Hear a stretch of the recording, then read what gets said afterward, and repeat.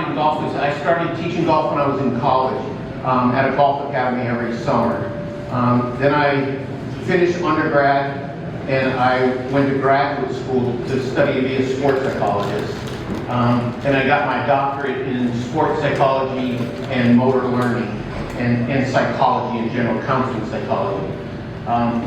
What I realized really quickly is that I should give, after going to graduate school, particularly in motor learning, motor performance, sports sciences, I felt like I need to give a refund to everyone I had been teaching for years. There was that much information that I just didn't know, and much of my teaching early on was just really about the physics of the golf swing, teaching how to move the golf club, what's square, what's cross the line, how to get the club in certain positions. And I didn't know anything about how students learn. And so when Scott and I were kind of preparing for this meeting, we really talked about turning this into kind of like what I wish I would have known, that I just had to go to graduate school to learn it, and I don't want to make the recommendation here, oh, you should go get a graduate degree in sports science. So this will be a 90-minute crash course in what I think every golf professional should know about sports science that applies to what you do.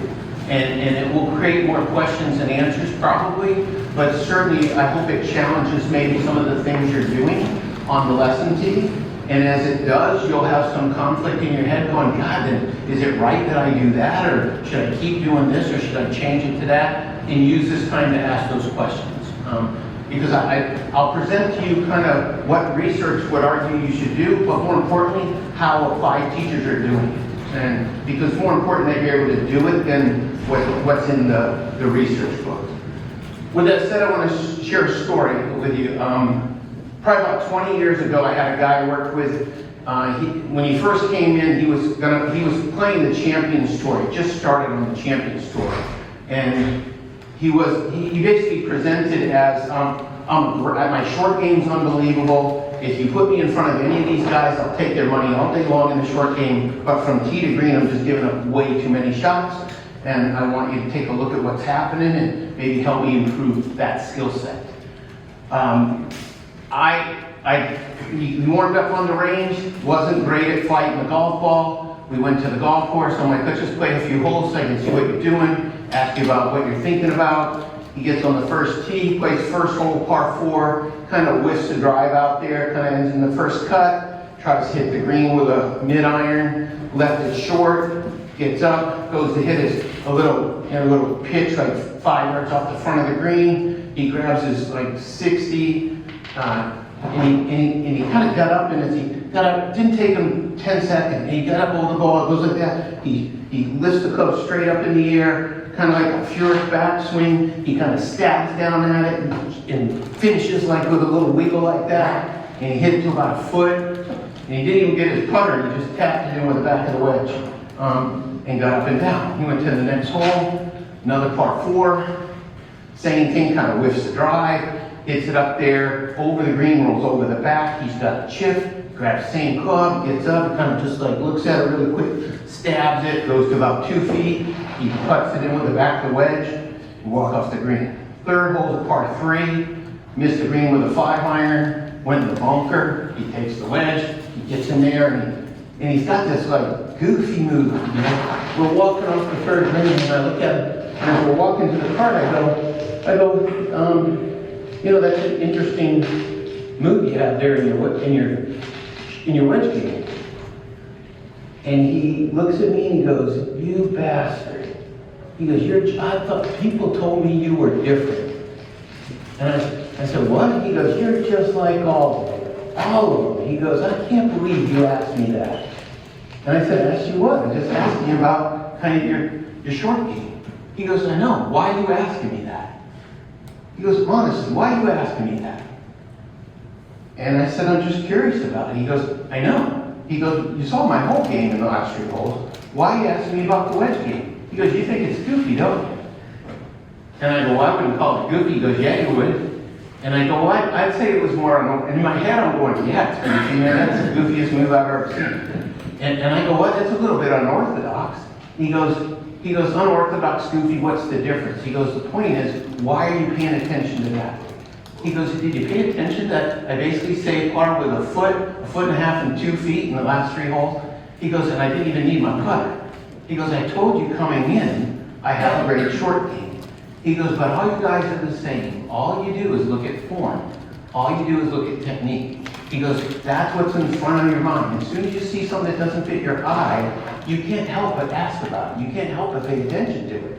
He goes, how about notice that I didn't hit the fairway on the first 2 holes? How about notice I haven't hit a green yet in regulation? I told you that. And he just let me have it. It was so true. It just resonated. Like this guy, we continued to have a great relationship, and I'm like, God, I was so glad you I said, because you're right, I was paying attention to the fact that he moved the club in a different way. It wasn't meant that we were going to try to change it, but it certainly caught my eye, and he was making it really clear, hey, this game is about skill. This game is about getting the ball to go where you want it to go, to flight the way you want it to flight, to end up where you'd like it to be. And that's what I like this time to be about, is are you a facilitator of skill acquisition? I'm not teaching the golf swing, not teaching the putting stroke, not teaching the way to. Now, technique certainly applies to that, but first and foremost, this game is about getting the ball from point A to point B in a predictable fashion. Would everyone agree? And that's what I like you to kind of think of what you're doing through that lens as we move forward. I sometimes will outline this through like traditional teaching, which is certainly what I did when I taught, is very technique-based.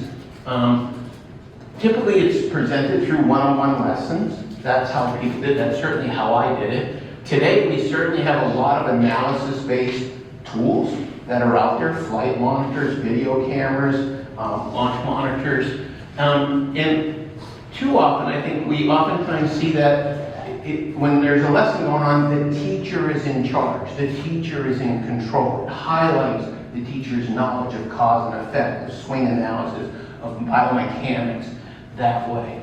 I would argue that the game has moved gradually towards these things are still happening, but there's more skill-based teaching going on as opposed to just technique.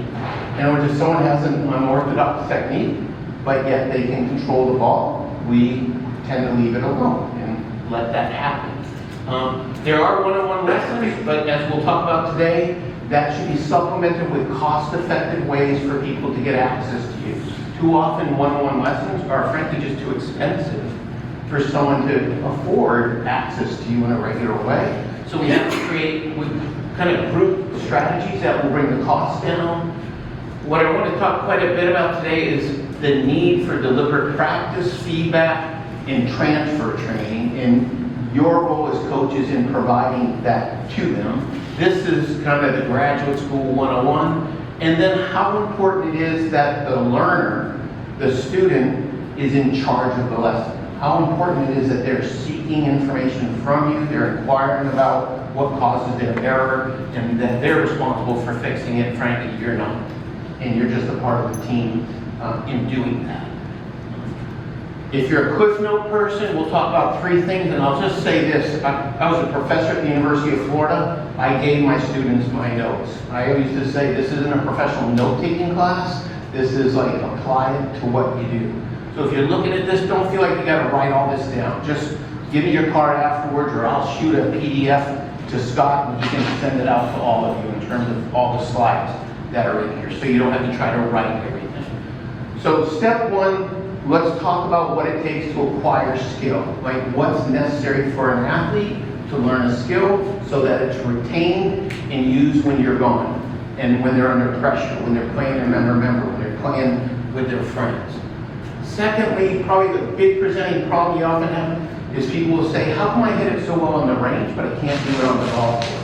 How come I can play good with my friends in a social environment, but as soon as I go under pressure, it breaks down? So what is the thing that causes both your game, and many of you experience this yourself. You can hit it great when you're on the tee, but then you go play a section event, and you don't play well. What causes that? And then what role do coaches have in trying to improve that?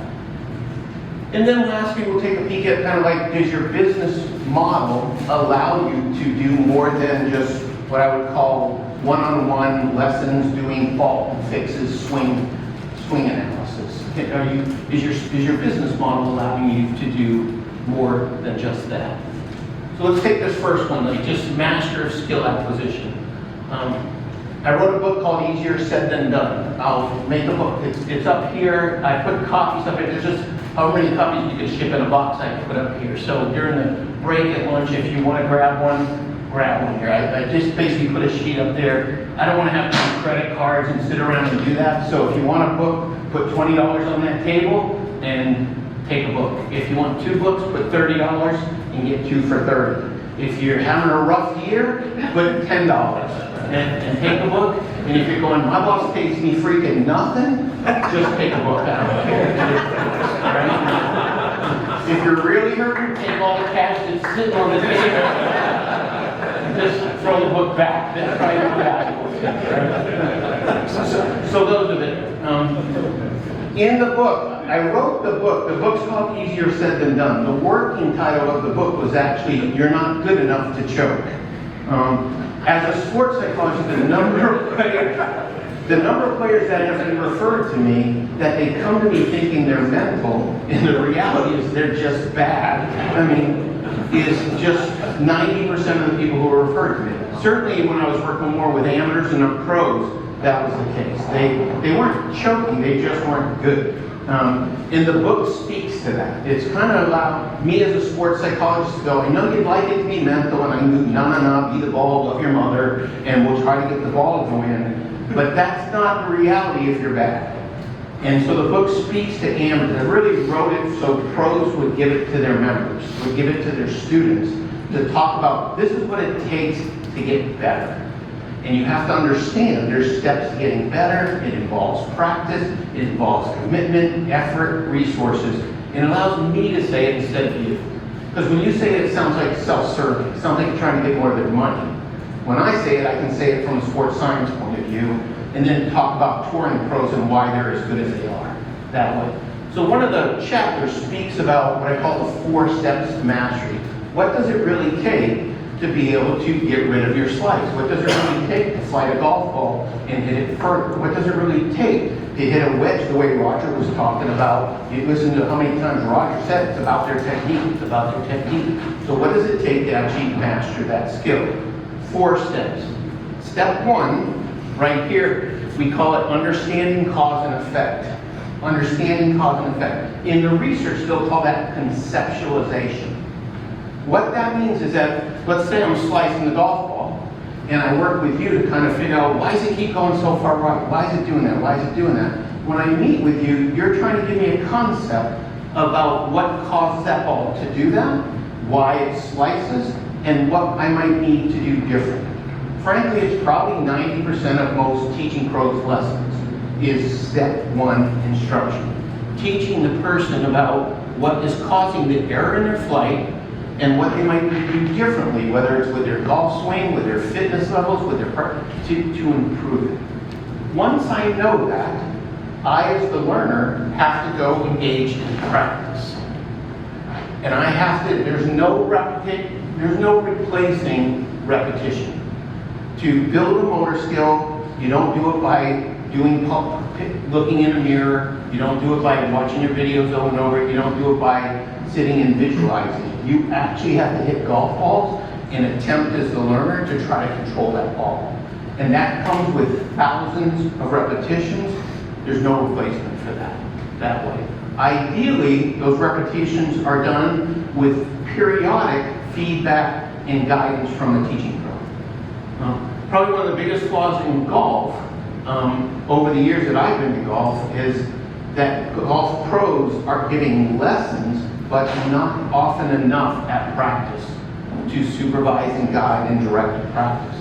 If you look at other sports you played when you grew up, many of you were good at baseball, at basketball, at soccer, at field hockey.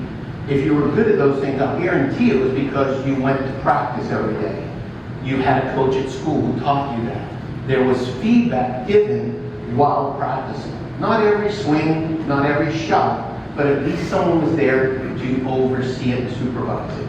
In golf, the second step Once you give someone a lesson, what do you guys privately think about that second step when that person leaves the range? Be honest.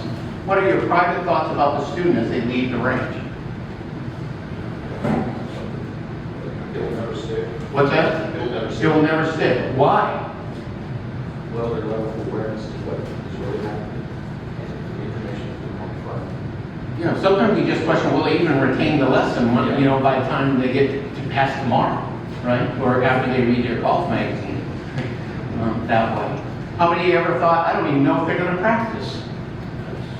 You know, that's the number one thing I'll hear from pros all the time. They're like, God, I don't even think they practice. How many of you have had to give the same lesson over and over and over because you just never see it change? What do you attribute that to? The quality of your lesson? Commitment. That's right, yeah. It's not the quality of your lesson. You don't conclude that. You usually conclude they haven't done anything with the information, and that's this step. Another step that many, certainly amateurs don't understand is what we call transfer training. So here, this is, in the research, this is conceptualization. I have a good concept of what I'm doing. I have a good concept about what I need to do differently. I even have a couple of drills you gave me to improve that.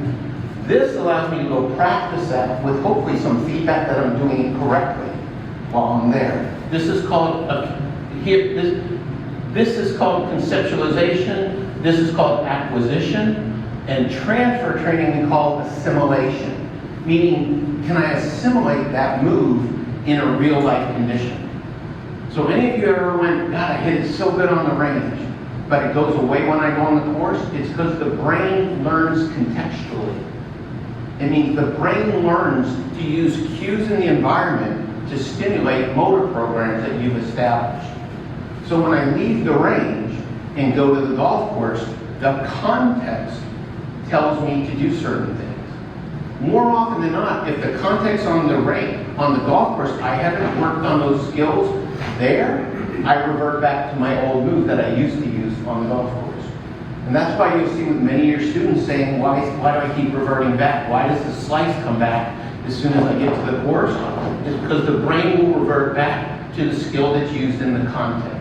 So transfer training, and we'll go into that in more detail. And then lastly, over time, you automate that to where that skill, you don't have to think about it anymore. It just occurs because you've changed your muscle. You've actually mastered the skill. These are the 4 steps. Now here's what we see amateurs do. They take a lesson from you. They hit a large bucket of balls on a range in a perfect environment, sometimes off a mat. They go, ooh, I got it. And then they go play on the weekend. And then the next time they see you, what do they say? You're big red. What's that? Played great. If they played great, they say you're great.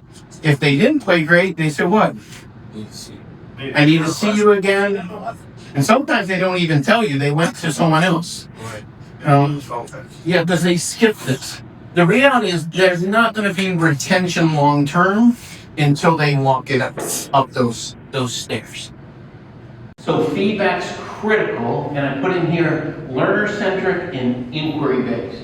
Meaning if I were videotaping your lessons, I am looking not at what you're teaching in terms of how do you get the club face square at the top, how do you download the shaft, how do you turn your hips. I'm looking to see whether your student is inquiring, is owning the learning process, cares, is asking questions, is going to do something with the information.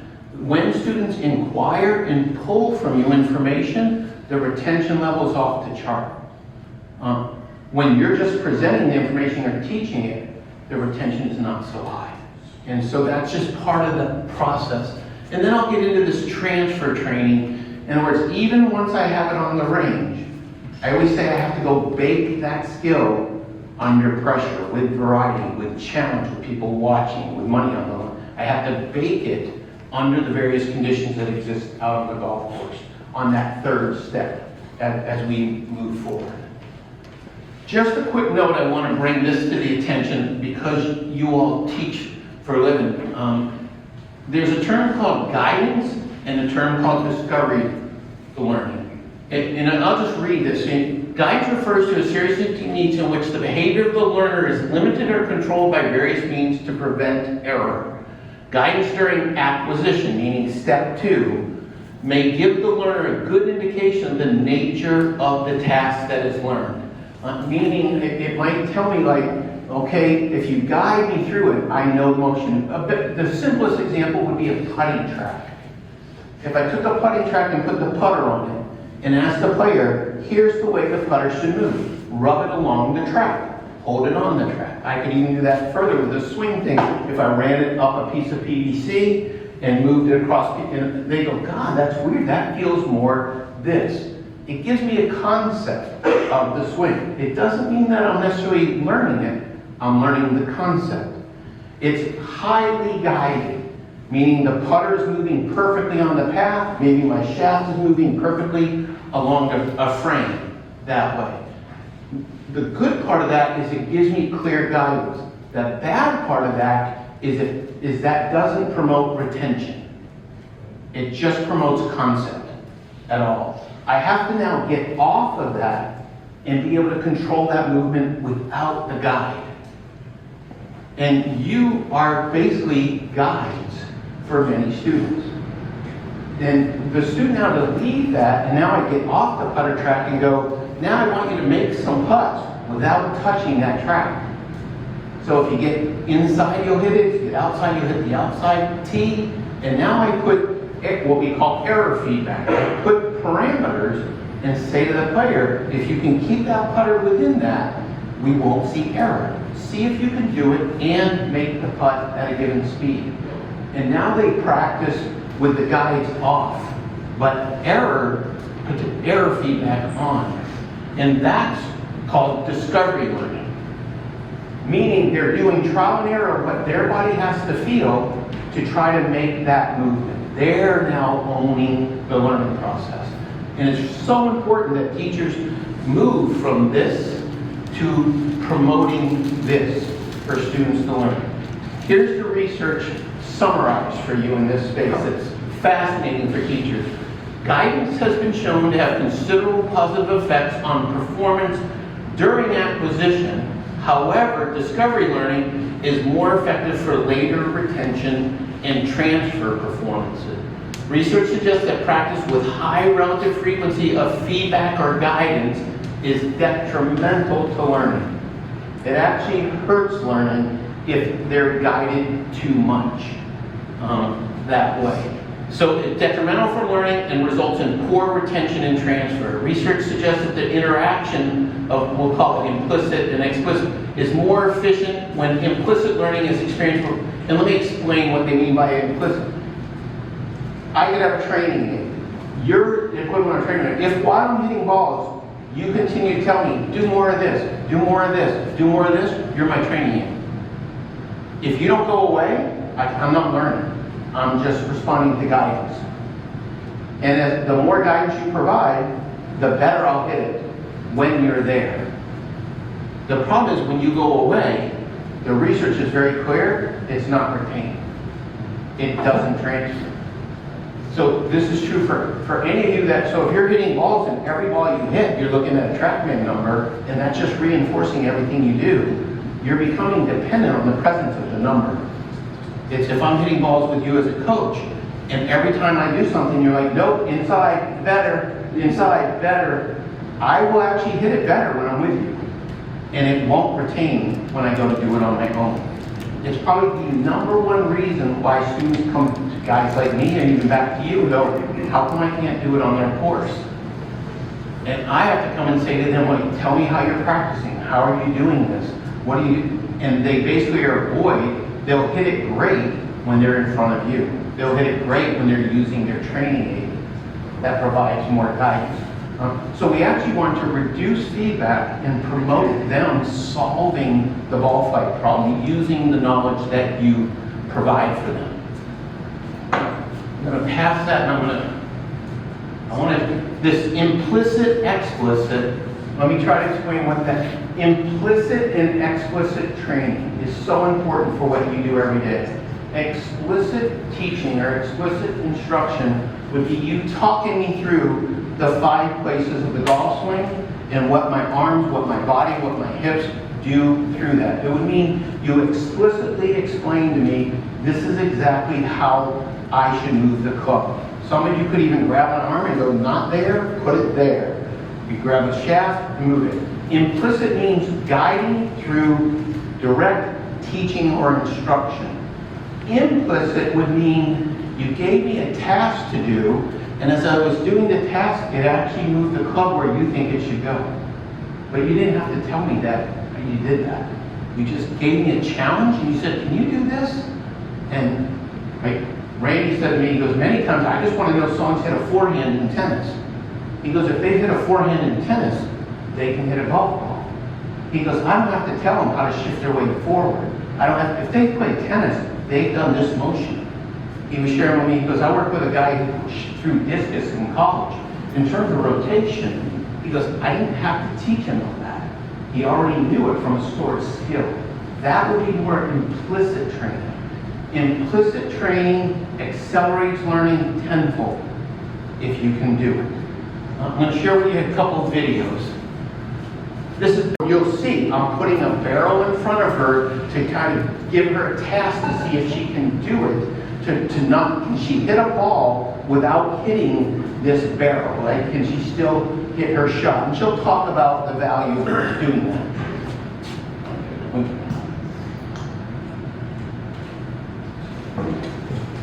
Now, Beth, talk about how this feels to have this here. What's it do to you in your head? What's it do to you? What's it make it feel like to have? Well, I mean, I know that my tendency is to start the ball right now and let it hook. So, I mean, I have to really focus on trying to get through the ball. Like when I get here, I've got to get my hips through the ball, and I have to cut it. More so than when you... Yes, I have to cut this to get it in that target zone. Tell me something about Jack Bucket, where you guys used to go out on the course with trees, and Well, how you I used mean, to it's do this that. shot, it's basically this shot right here, because, you know, if I ever got to where I was starting it right and hooking it too much, Jack Lumpkin used to tell me to go out, and he'd say, Beth, I want you to just go, see that tree right there, I want you to stand there and I want you to hit low cuts around that tree. And what he was doing is he was grooving a swing where I would get through the ball and get to my left side faster, without me thinking about it. And that's kind of the key. I mean, you've got to develop things so that the player doesn't have to be so analytical. The player can just feel it and make it happen. And this is exactly what this does. So what are you feeling now as you're having to do that? I'm feeling like I'm getting through the ball much better. More so? Yeah. More than when the bucket wasn't there? Oh, yeah. Much more. Yeah, because I could get away with it. When the bucket wasn't there, I could get away with starting the ball right. Now I can't do it. So I really have to focus on getting through the ball and trying to pull the ball into the wind. Okay. Can So you my feel that focus more? now is at the target, but it's hitting a different type of shot. With the same... With the same, Okay. I'm hitting the same target, but I'm hitting with a different ball flight. Got it. So what you're seeing here is she can go, all right, I'm going to go and feel this pull cut move until it actually pull cuts. At the time it finally starts pull cutting, let's stop that, and now we can just get back to square that way. Here's Randy talking about a similar idea. I want that kind of feel because I want to get back into the shot. If I'm telling them right elbow, right knee, left arm, rotate this, that, and the other, then the focus then becomes the task. Okay, the task is well good. If we're going to do a task, let's do it in a sterile environment over here without a alcohol. Okay. That's what it feels. Yeah. Okay. That's great. Okay. That looks good. No, that looks good to you. Yeah, I love that. But now I want to tie it to the deed. The deed is the shot. It said high draw. They said high draw. Okay. And then you watch their golf swing change. Say it's a backswing situation. Where somebody slightly across the line, they come in, they drop it a little bit vertical, comes underneath a little bit, pass go a little bit right, face a little bit open, boom, boom, boom, boom. None of that is for a high draw. So by sticking high draw on, all of a sudden the backswing changes a little bit to accommodate the shot. Okay. And so once the backswing kind of changes a little, kind of takes a shot, path changes, base changes, I said, look what you did. Instead of talking about immediately into your cross, we need to get the club pointing out more, need to feel a little more low in the back of the right wrist, any of those things, I can go through that all day long. So you don't feel there's not necessarily a need to teach them all the parts. You can find a movement or a ball flight and get that ball flight to produce changes in their mechanics without them necessarily even knowing the 4 parts that are changing. Exactly. Got it? You have to think about doing it manually, and they can do it through sensations, and then you get that technical guy that's going to say, but I gotta know what happened. Okay, here's what happened. Button club went back over here, you shallowed out, get back to the inside path, a little more to the inside path, and you went ahead and let the club release. I did that? Yeah, because the shot shaped your golf swing. Instead of you making a swing, Love it. looky there, it happened. Because I did all these 3 parts of this golf swing, or I see the shot, boom, okay, I hit a high drop, doing it, hit a high drop. Oh, that feels really good. How am I doing that? Now I've heard that 100 times. How am I doing that? Because you're an athlete, you're an elite player, you're creating the magic. I'm curious, you guys teach every night. What's your own experience with that? And we would call that implicit training versus explicit. You heard where he'll say, sometimes you get a technical guy and he says what's actually happened, And he'll move into explicit. Let me explain to you explicitly what's going on, but it's actually in response to the inquiry of the player. It's not that the move was taught by being explicit. He's talking about I'm creating a challenge, a shot, a task that will move the golf swing. To me, it's advanced coaching. Advanced coaches are using in their head, what's something I could ask this person to do that will not make them, as you heard Beth say, think of all the parts, but be able to start moving, get the club a little steeper, get the club more shallow, get the club a little more square. But I don't need to teach them doing that. What's your own experience with that? Can you share? Any of you currently using ways to eliminate certain common errors that you would see? Shelley Mayfield taught me how to hit a high draw shot back in the summer of '71. All I had to do is make a backswing, move my head to my right foot, keep your head at the right foot, and go after it.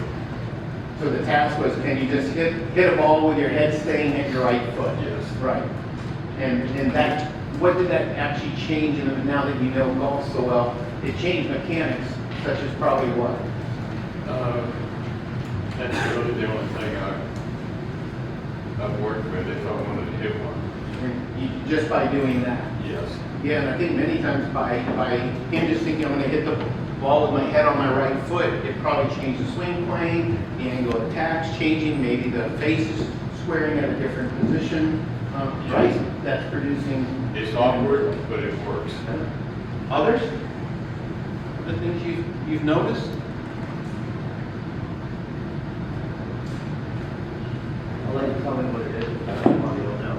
So, a lot of my students are that, average to below average players. They're going to the right, whether it's a slice or a block.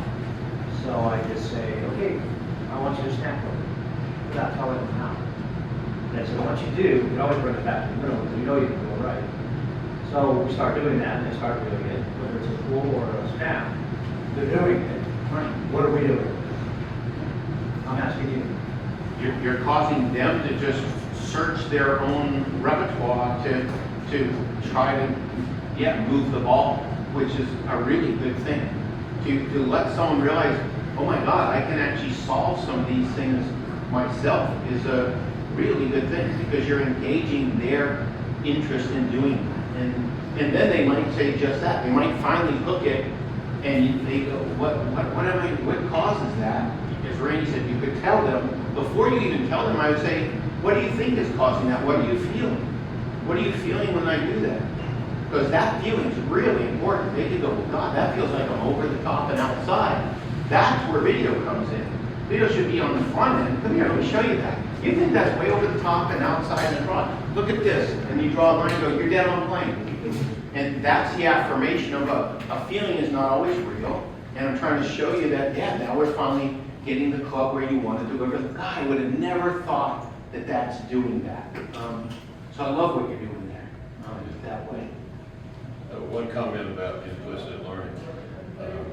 Paul Bertheley had a presentation of 8 different positions of the swing, and he had this steel pipe wrapped in leather, and you'd hold a position about 10 seconds, but you could manipulate each one of those positions to produce a shot you wanted to hit.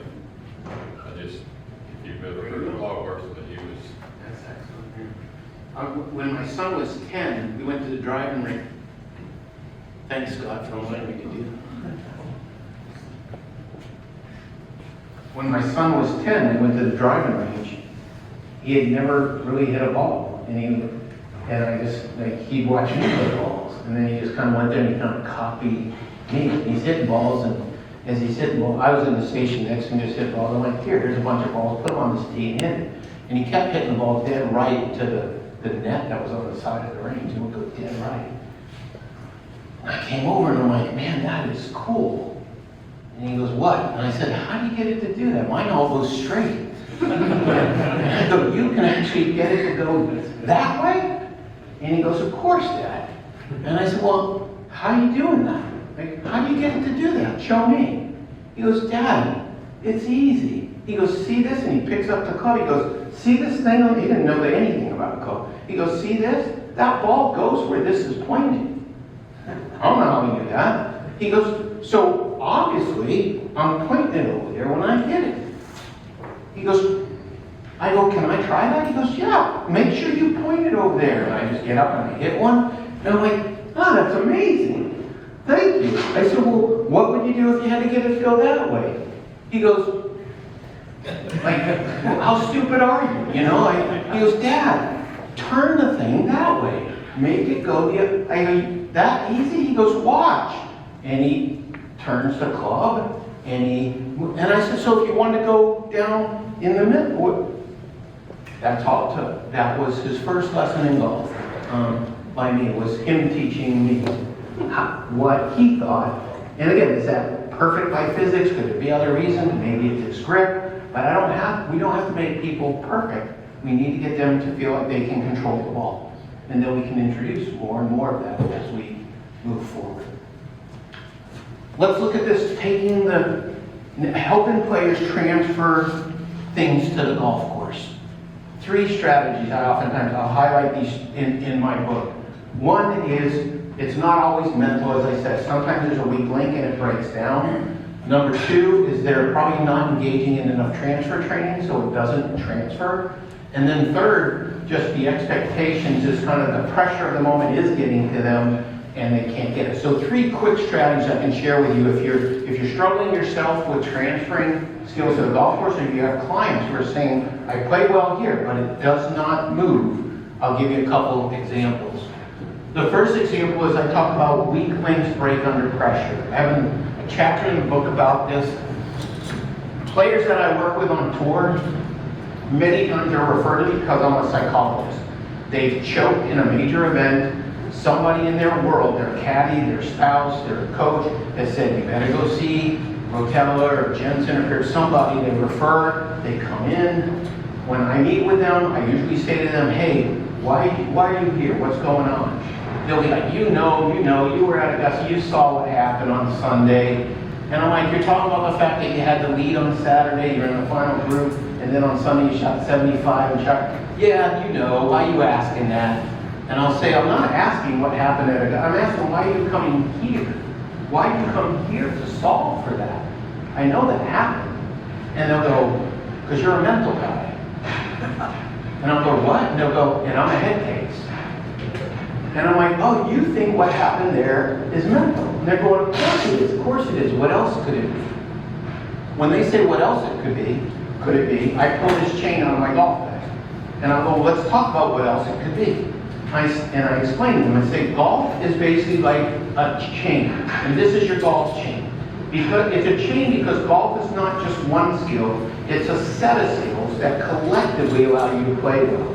Each link on this chain is a different skill. So this could be your driving distance, this could be your driving accuracy, this could be your long iron play, your short iron, your wedge play, your bunker, your pitching, your chipping, your ability to read greens.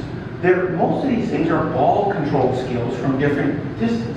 I said that some are mental. I would agree with you. There's what we call attention control, where can you manage your attention? You're thinking too much about the score coming down the stretch. That's a mental thing. There's what we call thought control. Are you thinking 5 different swing thoughts on your backswing because you're nervous and all of a sudden your brain turned on? There's anxiety management. Your heart rate's getting too high and you don't know how to lower it. So some of these are mental and others are ball control or physical skills or technical skills. All of these skills play when you play. And I say to the pro, I'm like, the difference between you and me, I play golf with a bunch of friends who are drinking beer and betting $20. You play for a living. When you play for a living, there's way more force on this chain than most of us.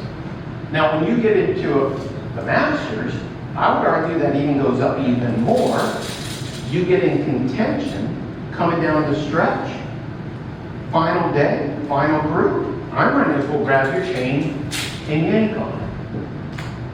And I'll say to that player, I'll say, it sounds to me like what happened on Sunday was your chain broke on the final back nine. Is that what happened? And more often than not, they'll go, God, that's exactly what happened. And I'll say, well, let me ask you something. Forget golf for a minute. Why did this chain just break? What would you say? Why did this chain just break? There's a weak link. It's right here. Again, that's one reason. That link was there when I had it on my arm and it didn't break, so it's not just that. What else? Confidence. No. Confidence doesn't matter. It's not breaking. Look, I hate myself. I love myself. They do a thing that change. Why is it not breaking here? Why is it break here? I add pressure to it. Performance breaks down for 2 reasons. 1, you expose it to pressure. 2, the system can't support it. That's the 2 reasons why performance breaks. If I don't want it to break, I can do one of 2 things. What?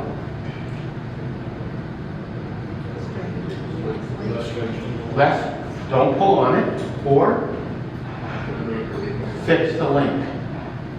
So if I do the first one with this pro and go, God, I can fix that pretty fast if you want. God, I love it. Here's what I want you to do. Quit playing those freaking majors. Those things are hard. Like, don't go to Augusta. Who does that? You know, poop is going to break a lot of the time. Don't play the Open. Certainly don't play the Ryder Cup. If you get on the Ryder Cup team, I'll find you turn it down to Puerto Rico same week. We'll go there. You'll play great. How would they handle that? Yeah. The rule with sports psychology is not to reduce pressure. I actually want to imply pressure and see that the skills are developed enough. But take this with an amateur playing a club champ coming to you and say, how come it went away? Man, you go, man, when I pull on your chain, not one link, the whole chain blows up and just goes, like they have so many weak links in their game, it's not necessarily a mental thing. It would be their chain breaking down. I'm going to show you that in real life. I don't know if you can see this, Dustin Johnson, this is the 2015 U.S. Open. Some of you might remember this. It was in Chambers Bay outside Seattle. He was known at the time as the best player on tour to yet win a major. 2015, he's playing great. In the final day, he has a chance to win.